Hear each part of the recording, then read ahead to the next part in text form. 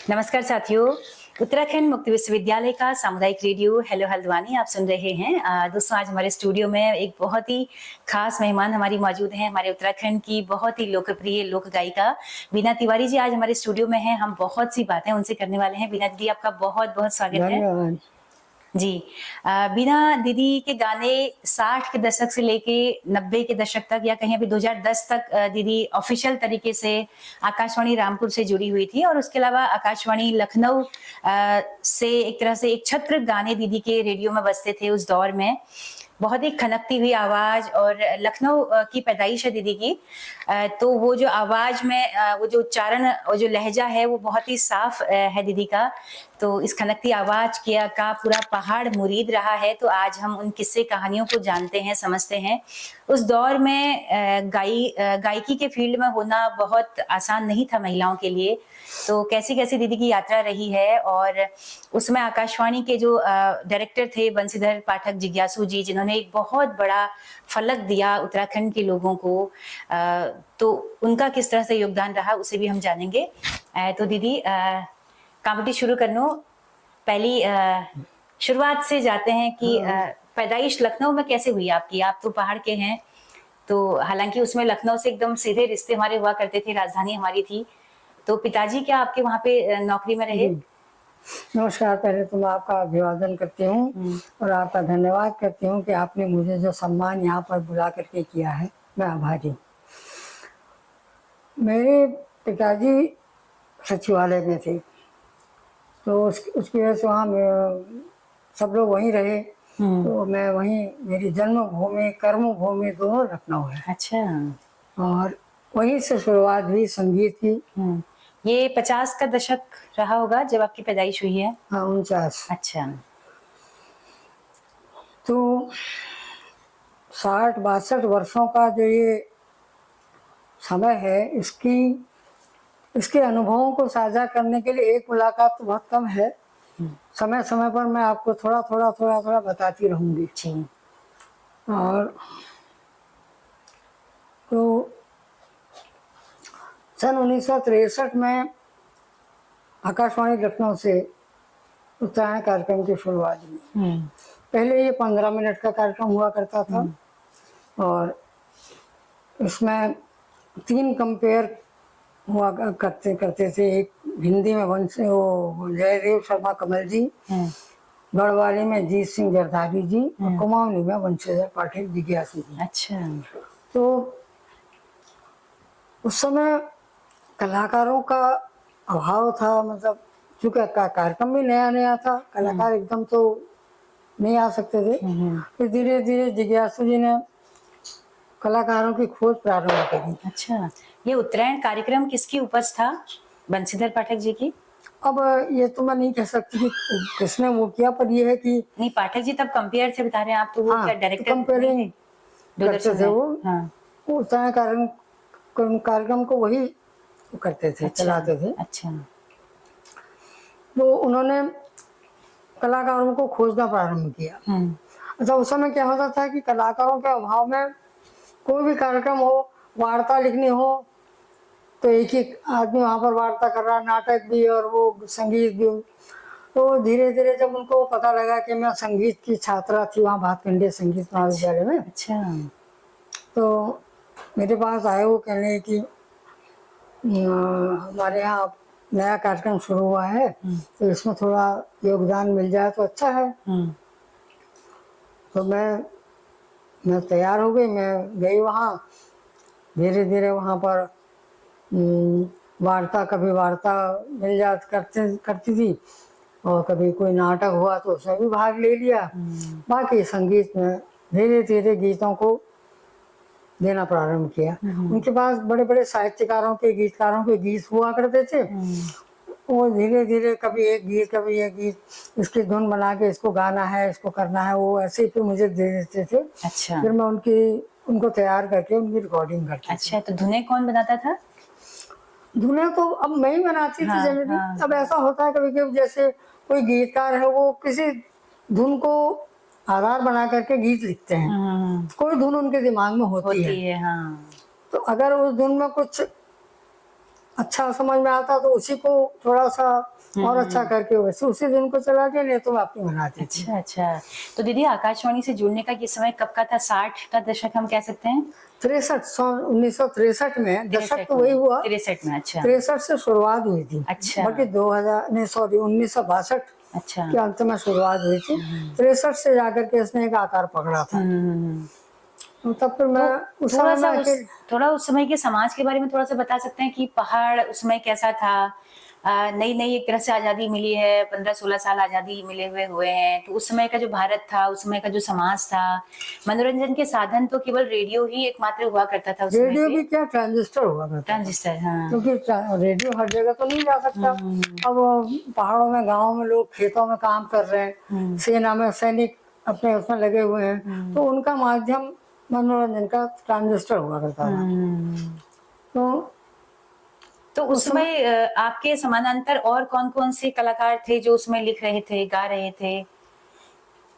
अब उस समय ऐसे कलाकार जैसे तो नहीं। आपने जिनके गाने गाए वो गोपाल दत्त भट्ट जी हैं, चारूचंद हाँ, पांडे जी गोपाल हैं। दत्त भट्ट जी हैं, चारूचंद पांडे जी, वंशीधर पाठक, जिज्ञासु जी हम्म। और ब्रजेंद्र लाल शाह जी, अच्छा, ब्रिजलाल गिरीश शाह जी चंद्र के। तिवारी, गिरधा जी, और इन सब लोगों के गीतों को गाया। जी। ये हीरा सिंह राणा हो गए। अच्छा, और तो ये सारे कलाकार भी आकाशवाणी लखनऊ आते थे? अब आते थे ऐसा तो मुझे नहीं, अब तो अच्छा मैं भी अपना प्रोग्राम ही करने अच्छा, जाती आपने थी। प्रोग्राम किया, चले हाँ, गए। वो उनके गीत जरूर मुझे मिल जाते थे। अच्छा जिज्ञासु जी उनके गीतों के स्क्रिप्ट मुझे दे देते थे अच्छा अच्छा। कि ये उनका लिखा है, ये उनका लिखा है, आप इसको गाइए, इसकी रिकॉर्डिंग कीजिए।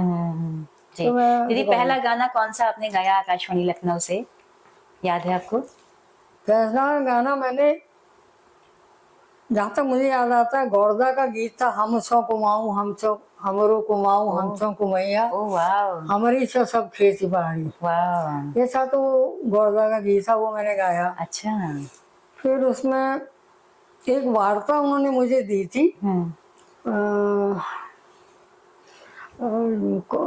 कुमाऊनी उसमें सांझ गीत।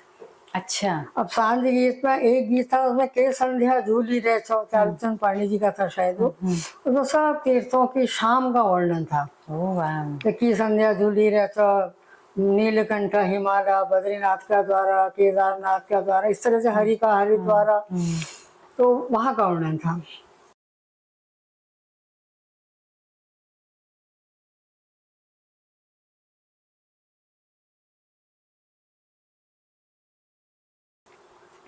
एक गीत उस साधारण वार्ता थी, उसको मैंने गाया, तो उसमें ये पहला गीत ये था। एक था, देवी में देवी संध्या की देवी, के भली बाना संध्या की देवी। अच्छा एक ये था, और एक आध और थे। अच्छा। तो इनमें तो धुन फिर मैंने शुरुआत करी बनाना। अच्छा, और कितने कितने अंतराल में आप आकाशवाणी आपको बुलाया जाता था?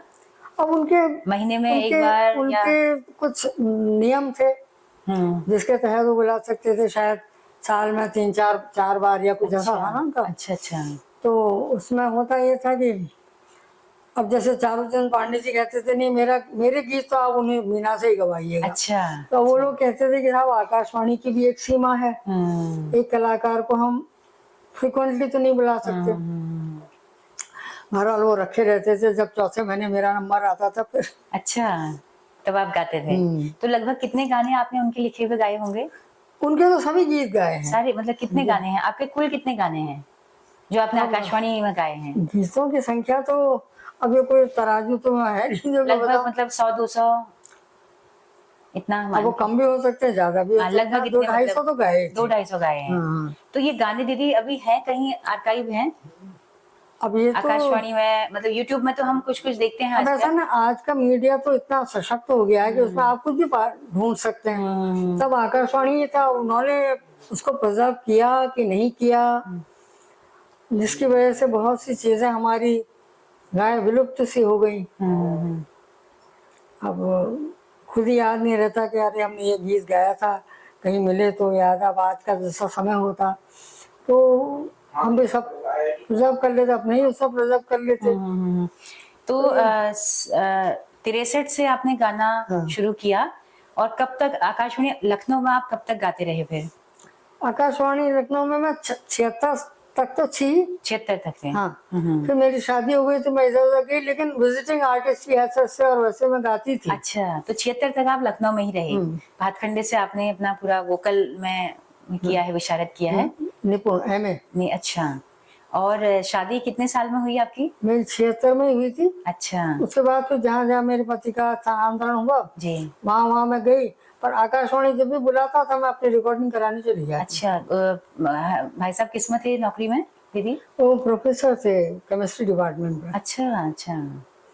तो घर में वो माहौल, कभी उन्होंने विरोध तो नहीं किया गाने का? मेरा ससुराल का माहौल भी बहुत अच्छा था। मेरे हस्बैंड भी लिखते थे, उर्दू में भी अच्छा लिखते थे, हिंदी में भी लिखते थे। मेरे फादर इन लॉ अच्छे चित्रकार भी थे, अच्छा कवि भी थे, साहित्यकार भी थे, सब कुछ थे। इसलिए मुझे एक अनजाना सा वो नहीं लगा, अपनापन नहीं लगा, जैसे वही माहौल। तो ससुराल की तरफ से आपका जो गांव है वो जोली गांव है जी। जिसको हम हमारे जनकवी गिरदा का गांव भी दोस्तों कहते हैं। तो जोली गांव के आप मायके से कहाँ के हुए? गिरदा गिरदा मेरे जेठ हुए, कजन।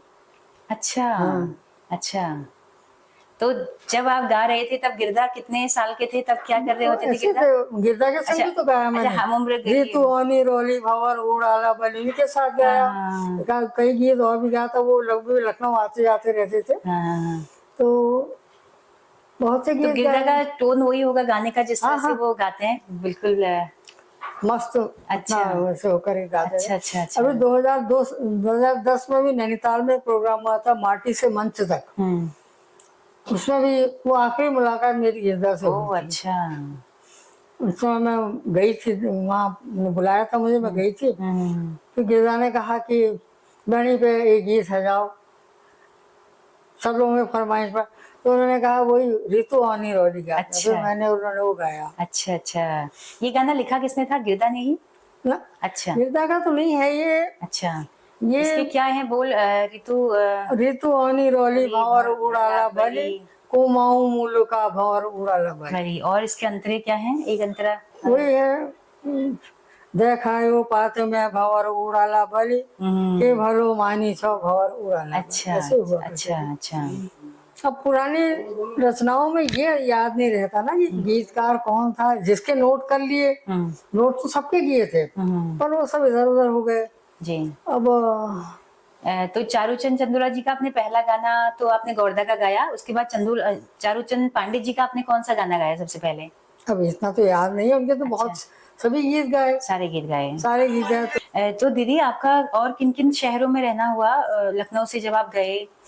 उस वक्त मेरे पति की पोस्टिंग थी पिथौरागढ़, मैं वहाँ गई। अच्छा, पहाड़ों में आप हाँ, तो उस समय तो उत्तर प्रदेश और उत्तराखंड एक ही था। तो मैं उस समय पिथौरागढ़ गई, फिर 2-3 साल वहाँ रह करके फिर मेरे पति का स्थानांतरण ऋषिकेश हो गया था। अच्छा। फिर ऋषिकेश गई, उसके बाद फिर 4 साल वहाँ रहने के बाद रामपुर हुआ। रामपुर में प्रवास काफी बड़ा था, 30 साल का था वो। और रामपुर में आकाशवाणी में मैंने बहुत, आकाशवाणी रामपुर को मैंने बहुत दिया। ओह वाह। क्योंकि आर्काइव्स में भी गए, वहां से चीजें, कई धारावाहिक थे, बल्कि वो मनदीप कौर जी जो वहाँ के स्टेशन डायरेक्टर थे आकाशवाणी की, उन्होंने बहुत से प्रोजेक्ट तैयार किए। उनमें सब में मैं ही संगीत भी देती थी और गाती भी थी। अच्छा। गंगा अवतरण उनका एक प्रोजेक्ट था, धारावाहिक था। राजुला मालूशाही एक धारावाहिक था। अच्छा। और बहुत से ऐसे जिनमें मैंने गाया, संगीत भी दिया। तो जब ट्रांसफर रामपुर में हुआ तो आपको खुशी हुई कि मैं एक रेडियो की, आकाशवाणी की नगरी में ही आ गई? तब तक आकाशवाणी के बारे में ज्यादा जानकारी नहीं थी जानकारी। अच्छा अच्छा। तो जब वहाँ रहे तो पता लगा कि यहाँ आकाशवाणी है। तो आप खुद गए पहली बार आकाशवाणी या कहीं से बुलावा आपको आया रामपुर में? लोगों को मालूम चला होगा कि आप शहर में हैं तो संपर्क किया होगा किसी ने? लखनऊ से अपना ट्रांसफर आकर रामपुर में ही कराया होगा मैंने, क्योंकि और जगह तो था नहीं। बिल्कुल बिल्कुल। तो कितने साल आप रामपुर रहे? 30 साल। अच्छा। और उस 30 साल में मैंने मैक्सिमम रामपुर के स्टेशन को दिया, आकाशवाणी को।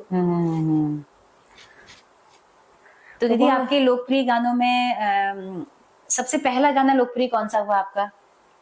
ओ परुआ बाजू, ओ परुआ भौजी, अच्छा। शेरदा के ये साथ। किसने लिखा था? गोपाल दत्त? शेरदा शेरदा का शेरदा है, अनपढ़ का शेरदा गाना अनपढ़ है। का ही गाना है, ओह, अच्छा। उन्हीं के साथ गाया था। अच्छा। उनके 3-4 गाने और भी शेरदा गाए। गाते भी थे क्या? हाँ, अपना वो अपने अंदाज में, जैसे अपने वो अंदाज में कविताएं अच्छा करते गाते हैं? थे। हाँ, अच्छा अच्छा। तो ये गाना बहुत पॉपुलर। तो ये रामपुर से गाया है या लखनऊ नहीं, ये से? तो लखनऊ से ही गाया। लखनऊ से गा लिया था। तो ये पहला आपका पॉपुलर गाना था।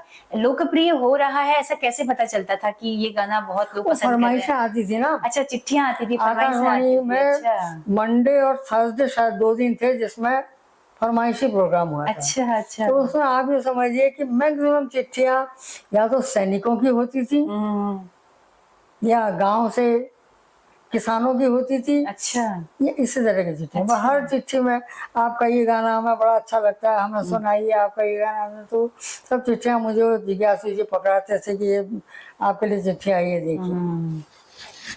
तो चप्पल पे बड़ा अच्छा गाना, मतलब एक तरह से बनाया ना वो उस असल समय में में। वो उस दौर में लोग आकाशवाणी के बाद के लोगों ने, वो शिक्षकों ने, जो बच्चों ने स्कूलों में डांस किया उसमें। अच्छा। और उसको थोड़ा सा परिवर्तित करके किया, जैसे अच्छा बीच बीच में अंतरा अपने ढंग से डाल करके, वो डाल करके। अच्छा अच्छा, उसको बदल के तो किया। थोड़ा ने बदला नहीं, हाँ ऐड कर दिया कुछ उसमें। हाँ जैसे कि संध्या झूली रहता है, हाँ। उसमें भी स्कूल में बच्चे डांस करते थे।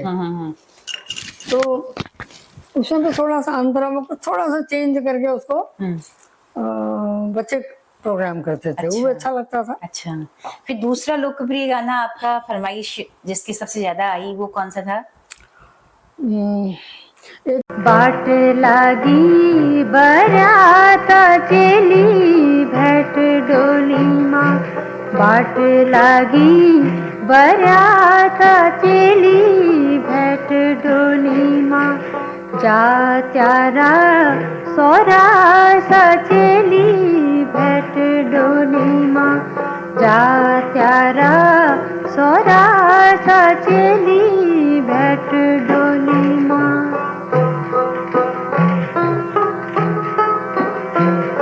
दूसरा पारा का भेड़पन जानिया बटोवा रे, ये भी गोपाल दत्त जी का ही है। अच्छा। उसकी वजह ये थी कि उस समय पहाड़ के लोगों का व्यवसाय 2 ही थे, या तो खेती या पुरुष वर्ग लाम में चला जाता था, युद्ध के सेना में चले जाता था। तो सेना में सैनिक जब चले जाते थे तो उन बेचारों के पास घर से दूर वो सालों सालों रहते थे।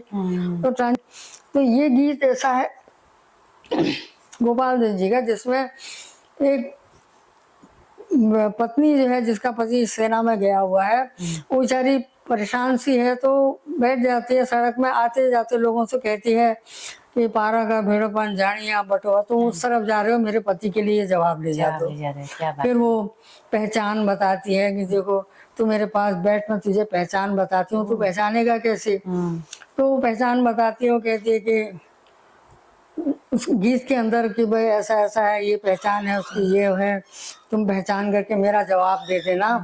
और तो इसलिए वो सैनिकों की चिट्ठी वो सैनिकों के दिल को छू जाती थी। क्या बात है। उनको अपने घर की याद आ जाती थी ना, इसलिए उनकी ज्यादा फरमाइश उस गीत की बहुत आती थी। सेना की तरफ से ये गाने की फरमाइश ज्यादा आती थी। अच्छा, थोड़ा सा हम 2 लाइन गाना चाहेंगे क्या? पारा का भेड़पन जानिया बटोवा रे, म्यारा होनी एक लीजे बेजुबान, म्यारा होनी एक लीजे बेजुबान। पारा का भेड़पना जानिया बटोवा रे,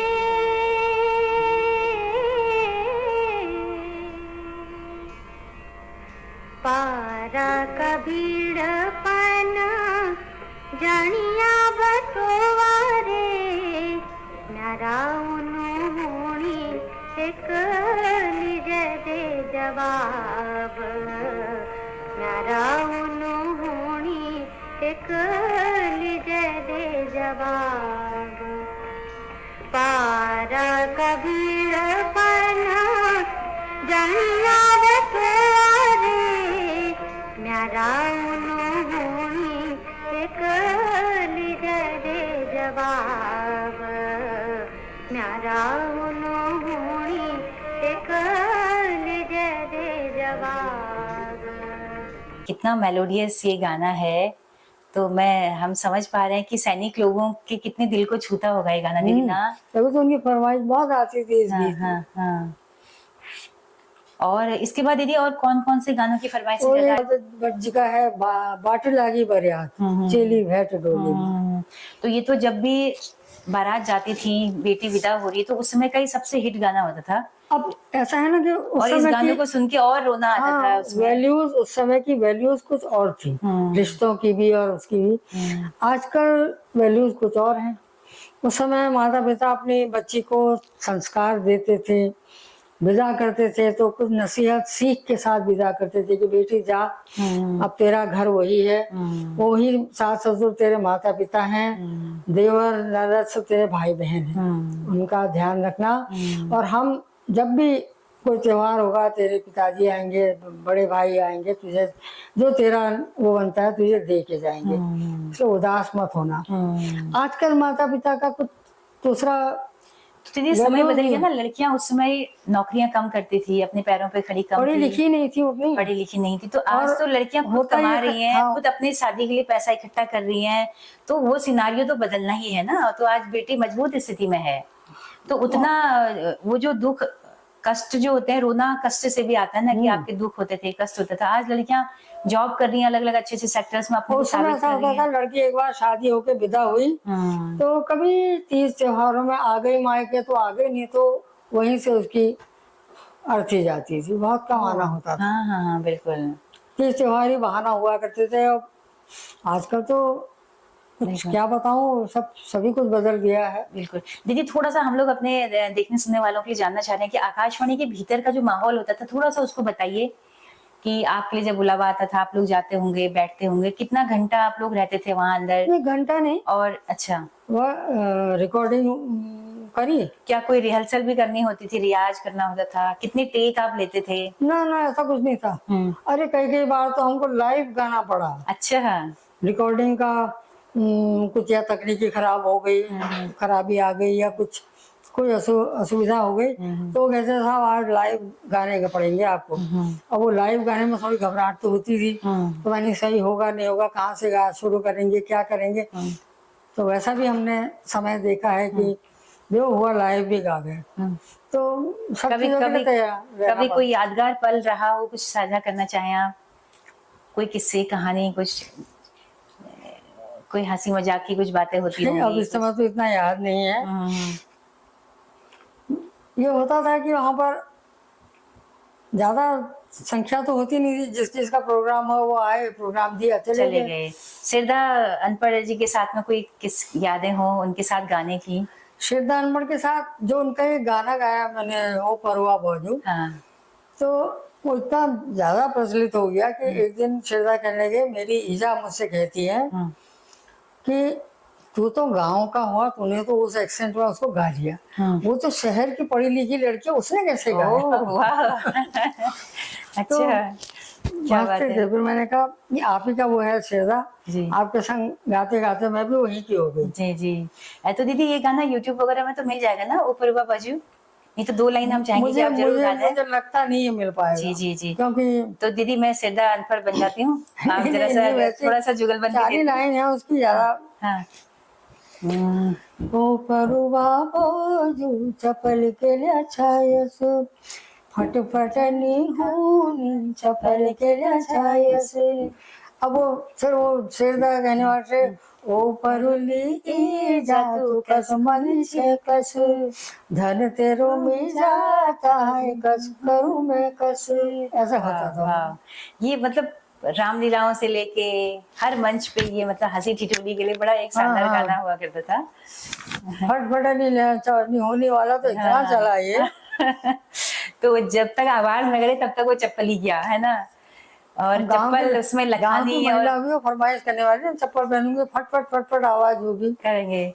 और उस समय ये लखानी वाली चप्पल बड़े फेमस रहे, एक दौर रहा उनका भी ना। अब तो अलग अलग अंदाज की प्लास्टिक वाले कई तरह के चप्पल आ गए, उसमें वही हुआ करते थे। और तो दीदी और कौन से गाने रहे, थोड़ा सा बताइए। बाट लगी बरियाता वाले के लिए कितनी फरमाइशें आती थी? और कोई किस्सा है ऐसा कि किसी दुल्हन ने आपको कभी कोई पत्र लिखा हो, या कोई ऐसा कि रिश्ता तो क्योंकि याद हम है। भी इसी गाने को शादी बारातों में सुनते हुए बड़े हुए हैं। तो मुझे याद है कि ज्यादा रुलाता था हमें कि जैसे ही बजता था। और एक गाना था छाना बिलौरी हाँ, झंडिया बोल, ओ ये तो बहुत ही लोकप्रिय गाना वो हुआ। बहुत चला, बहुत जी चला। जी अब तो ये जी। बिल्कुल अंतरराष्ट्रीय स्तर पर पहुंच हाँ गया है। दीदी, ये गाना लिखा किसका है?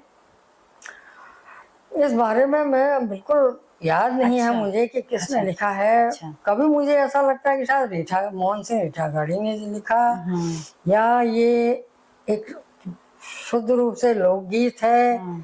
अब ये अब ऐसा बहुत पुराना हो गया ना, याद ही नहीं किसका लिखा हुआ गीत है। तो 2 लाइन इसकी हम जरूर सुनना चाहेंगे क्योंकि इसमें असल में होता ये था ना, लोकगीत शुरू शुरू में बने कैसे। तो पुराने समय में लोग इतने पढ़े लिखे तो थे नहीं, या साहित्यकार थे ऐसा भी नहीं था।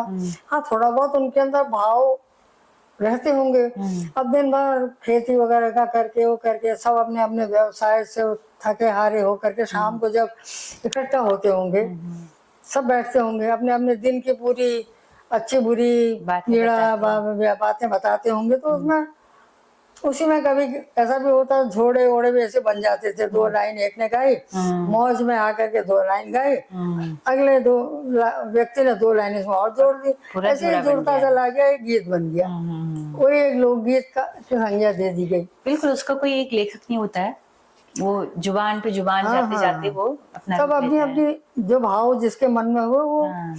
तो छाना बिलौरी गाने ने पहाड़ को एक अलग तरीके से अभिव्यक्त किया। एक जो ब्याही हुई लड़की है उसके दुख को एक तरह से दिखाया। हाँ, इसका और बल्कि कईयों ने कुछ कहा कि लोगों ने, छाना बिलौरी को गलत बदनाम एक तरह से हो गया हाँ, है, ये भी बात उठी। बल्कि ये गलत बात है। ये तो एक सामान्य सी बात है कि लेकिन एक प्रतीक था वो गाना एक तरह से। भाई होता होगा कुछ। अब कोई लड़की, ये भी हो सकता है कि कोई कन्या ठंडी जगह में रह करके या सुख सुविधाओं में रह करके पहाड़ में वहां ब्याही, गई हो। और वहां पर उसे थोड़ा सा कष्टों का सामना करना पड़ा, खेती वेती करनी पड़ी, और थोड़ा हो सकता है थोड़ा सा गर्म ज्यादा होता हो। अब खेत में काम करते करते गर्म तो लगेगा ही। अब वो परेशान हो गई, तो हो सकता है उसने अपने पिताजी से कहा हो ऐसा ऐसा है, ऐसा मत देना। तो इसको लोगों ने कुछ अलग ढंग से ले लिया, जबकि ऐसा कोई मकसद नहीं होगा किसी का। तो छाना बिलोरी झंडिया बाजू लगना बिलोरी का घामा, छाना बिलोरी झंडिया बाजू लगना बिलोरी का घामा। गाने की बहुत फरमाइशें आती थी दीदी। हाँ, अच्छा।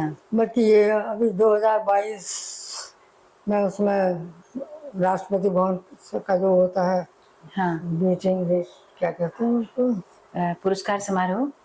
ध्वजारोहण का होता जो, अच्छा सब बैंड ने भी बजाया था। अच्छा अच्छा, ये 26 जनवरी के दिन गणतंत्र परेड में। 29 जनवरी को जो राष्ट्रपति के उनके बीटिंग रिट्रीट जो कहलाता है। अच्छा अच्छा अच्छा, उसमें इस गाने की धुन को बजाया गया है बैंड में। हाँ। अच्छा अच्छा। तो सबसे तो दीदी 2 लाइन हम चाहेंगे कि आपकी जुबान से सुनना। उसमें हाँ, हम लोग बजाएंगे, यूट्यूब के जरिए भी आपके गाने बजाएंगे। ठीक है, ज्यादा अच्छा रहेगा। ठीक है। दीदी और कुछ बताइए। तिलगा तेरी लंबी लटी गाना भी आपने गाया है ना? हाँ, वो मुझे याद नहीं पड़ता, पता नहीं क्यों मुझे ऐसा लग रहा है कि शायद मैंने मोहन उप्रेती जी की आवाज में सुना था। बड़ी पुरानी बात हो गई, कुछ दिमाग में आ रहा है कि शायद मोहन उप्रेती जी की रिकॉर्डिंग सुनी थी, तो जिज्ञासु जी ने कहा कि ये गाना तुमको गाना है। पता नहीं, अब अच्छा। एक दिमाग के कोने में ये बात आ रही है कि शायद ऐसा ही था वो गाना। जी दीदी, बंसीधर पाठक जिज्ञासु जी को बहुत याद किया जाता है कि उन्होंने बहुत ही जुनून के साथ में ये उत्तरायणी कार्यक्रम के जरिए पहाड़ के बहुत सारे कलाकारों को खोजा, उनको मंच दिया।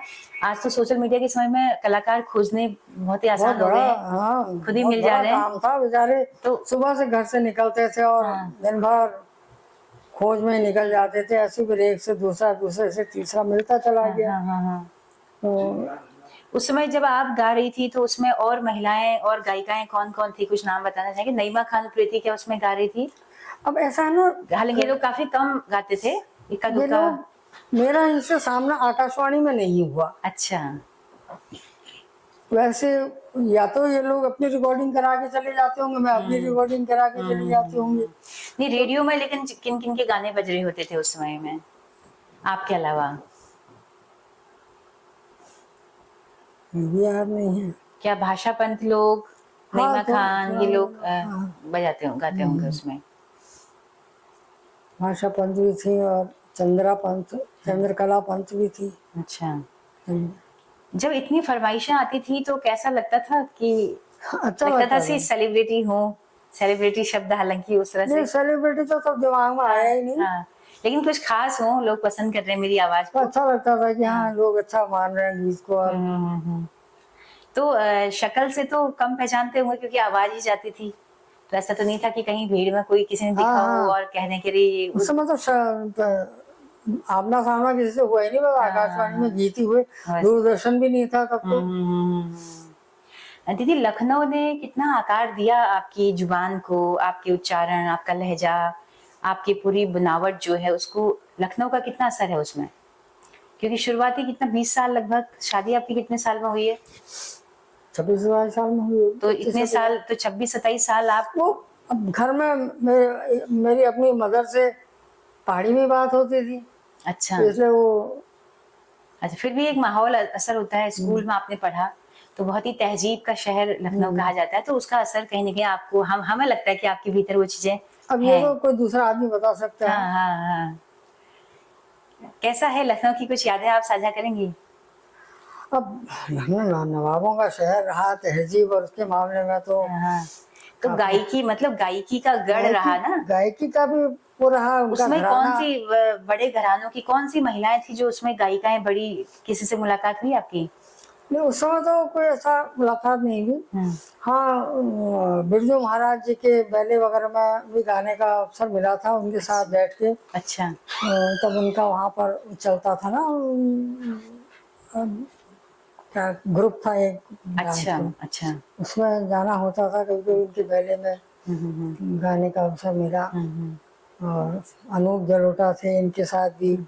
वो तब साथी विद्यार्थी थे हम भातखंडे में। अनूप जलोटा भी वहीं थे।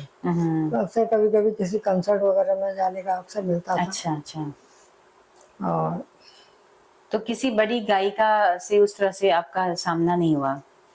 सामना ऐसे हुआ कि 1974 में जो मेरा फाइनल ईयर था वहाँ का, उसमें बेगम अख्तर ठुमरी की और उसकी गजल की क्लासेस लेने के लिए वहाँ आती थी। अच्छा, अच्छा।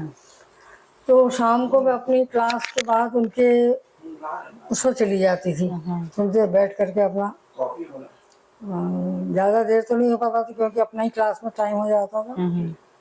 उसमें बैठने के बाद मैंने सोचा कुछ अच्छा वो मिल गया, थोड़ा सा प्लेटफॉर्म मुझे भी मिल जाएगा। पर दुर्भाग्य मेरा ये रहा कि वो उसी साल उनकी डेथ हो गई, तो वो भी बंद हो गया। अच्छा। फिर वहाँ 74 में फिर मेरा पूरा हो गया कोर्स। फिर मैं आकाशवाणी और इसमें ही सीमित रह गई, इसमें ही। और मैं जॉब भी करती थी तब लखनऊ में। अच्छा, क्या जॉब किया आपने? टीचर थी मैं वहाँ। अच्छा, स्कूल में पढ़ाया आपने? हाँ, अच्छा, म्यूजिक पढ़ाते थे? म्यूजिक पढ़ाती। अच्छा, म्यूजिक होता था उस समय क्लासेज में? हाँ, हाँ, क्यों नहीं। अच्छा, अच्छा। इंटर तक म्यूजिक था, वहाँ तो पढ़ाती। दीदी, शादी के बाद नहीं सोचा कि नौकरी करनी है? नहीं, अवसर तो कई मिले पर मैं ही नहीं गई। शादी के बाद फिर आकाशवाणी और यही मैंने सोचा कि बस अब अच्छा। तो जॉब के साथ। घर में क्या आप रियाज कर पाते थे रोजाना शाम को बैठ के, ऐसा कुछ? रियाज या समय नहीं मिल पाता था बच्चों के साथ, घर की जिम्मेदारियों के साथ? रियाज तो ऐसा नहीं करती थी मैं, जो बहुत अपने विद्यार्थी जीवन में रियाज खूब किया, तो वही चलता रहा जो कुछ भी था। उसके बाद फिर कभी नहीं ऐसा लगा कि मुंबई फिल्म उद्योग में ना कुछ ना हाथ आजमाया ऐसी जाए? चाहत नहीं थी। ऐसा नहीं थी? अगर जाते आप तो उसमें बहुत आगे ऐसे बढ़ने की चाहत नहीं थी। कोई ऐसे ऑफर भी नहीं आए? अब तब इतना, आज तो मीडिया इतना सशक्त है ना कि 2 ही दिन में आदमी प्रचलित हो जाता है, प्रसिद्ध हो जाता है, तो सारी दुनिया जानने लगती है। बिल्कुल तब कौन जानता था इतना। जी। तो रामपुर में 30 साल रहने के बाद फिर आप कहाँ गए उसके बाद? उसके बाद फिर मैं हल्द्वानी आ गई थी। हल्द्वानी। तो सेवानिवृत्ति कब हुई? नहीं, मेरे हस्बैंड के 2005 में दुर्घटना में मृत्यु हो गई थी। तो उसके बाद फिर मैं यहाँ हल्द्वानी आ गई थी। पर यहाँ उस समय कुछ ऐसा, जितना आज हल्द्वानी कार्यक्रमों के उसमें वो है, तब एक्टिव उतने है, कार्यक्रम नहीं हुआ तो करते। उतना मेरी जानकारी में तो नहीं था। तो थोड़ा फिर बहुत होता होगा थोड़ा बहुत। तो आकाशवाणी देहरादून, आकाशवाणी देहरादून अल्मोड़ा, जाना तो नहीं हो इनमें पाया कभी मेरा। नहीं हुआ, कभी हुआ ही नहीं। अच्छा, तो ये सेंटर कब खुले, क्या तब ये सेंटर थे आकाशवाणी अल्मोड़ा और देहरादून जब आप लखनऊ में देहरादून का गए तो थे? मुझे नहीं पता। आकाशवाणी रामपुर से कई बार अल्मोड़ा को रिकॉर्डिंग जाती थी। वो कहते थे कि आपकी रिकॉर्डिंग होनी है और ये अल्मोड़ा जानी है। अच्छा, तो जाकर के रिकॉर्डिंग कराने का इत्तेफाक तो नहीं हुआ वहाँ अल्मोड़ा, पर रिकॉर्डिंग जाती थी। जी। दीदी, जिज्ञासु जी के बारे में थोड़ा सा बताना चाहेंगे कि वो किस तरह के व्यक्ति थे और जिज्ञासु जी उनका बहुत योगदान संस्कृति के क्षेत्र में, उनका योगदान? बहुत सज्जन और बहुत मेहनती और बहुत कर्मठ व्यक्ति थे। उन्होंने उत्तराखंड के संगीत को और इसको आगे बढ़ाने में बहुत उनका योगदान रहा, और कलाकारों को प्रमोट करने में, कलाकारों को आगे बढ़ाने में उनका बहुत योगदान रहा। और हम आज जिस स्थिति में है उसका श्रेय मैं उन्हीं को देती हूँ। जितना भी मैं कर पाई हूँ उसका श्रेय जिज्ञासु जी को ही देती हूँ। जी जी जी। उन्हीं की वजह से मैं थोड़ा बहुत कर पाई, जो कुछ भी कर पाई।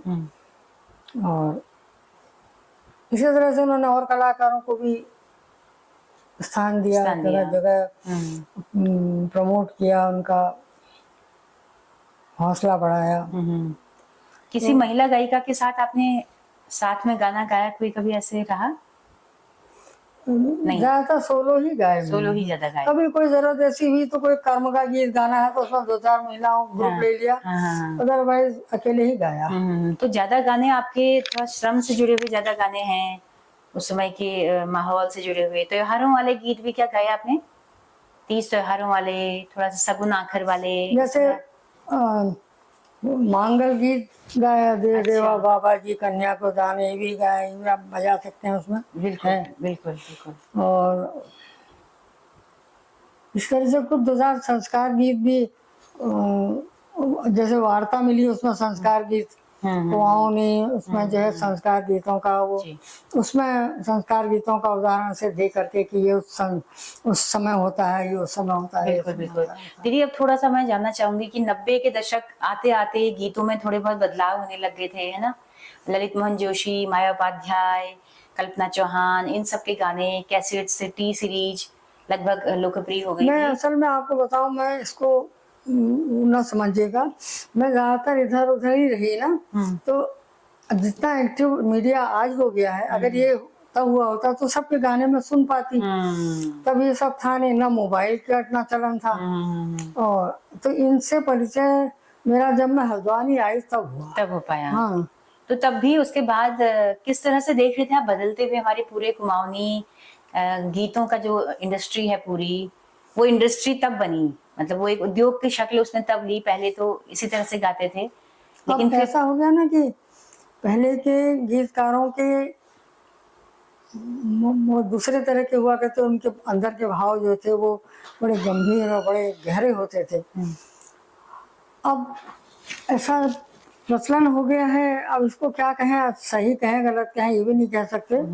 अब जैसा समाज को चाहिए, अब कलाकार भी वैसे ही प्रस्तुत करेगा, गीतकार भी वैसा ही लिखेगा जो जैसे वो लोगों का मनोरंजन कर सके और लोगों के मन को भा सके। इसमें किसी एक का वो नहीं है, दोषी नहीं है कोई, जैसा लोगों को चाहिए वैसा लिखा जा रहा है। गीतकार ने लिखा या गायक ने गाया, संगीत बना।